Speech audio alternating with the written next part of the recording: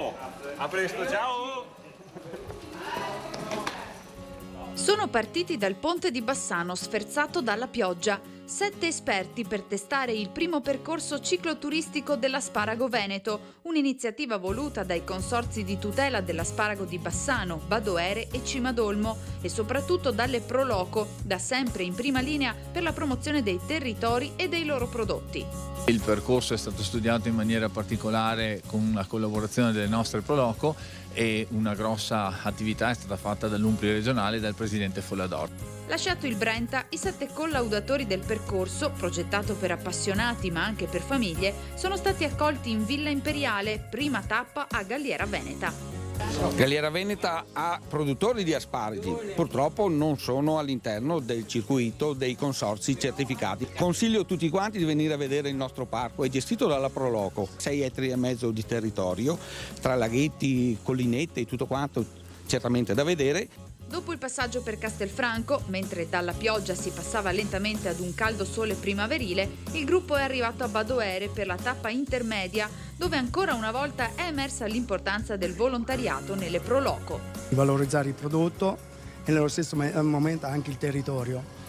I piatti sono un po' quei tipici, a volte c'è qualche accorgimento in più. Noi siamo 120 persone, però chi ruota abitualmente intorno a questi eventi sono dai 60-70 persone. A seguire il percorso ha toccato Treviso con il passaggio davanti a San Tommaso, una delle porte simbolo della città, per poi, attraversando Carbonera e passando davanti alla storica cartiera di Mignagola, arrivare a Olmi di San Biagio per una nuova sosta ristoratrice. Abbiamo intravisto 2 tappe intermedie per poter dare un po' di sostegno ai nostri 7 volontari ciclisti che si sono prestati per questo percorso e anche per far conoscere soprattutto il prodotto non solo nei capoluoghi. Ultimo ma non meno impegnativo il tratto conclusivo con passaggi suggestivi come davanti al Sacrario di Fagarè per arrivare in piazza Cimadolmo e raccontare le sensazioni a caldo di questo percorso disegnato da professionisti dell'accoglienza cicloturistica per famiglie e appassionati dei pedali.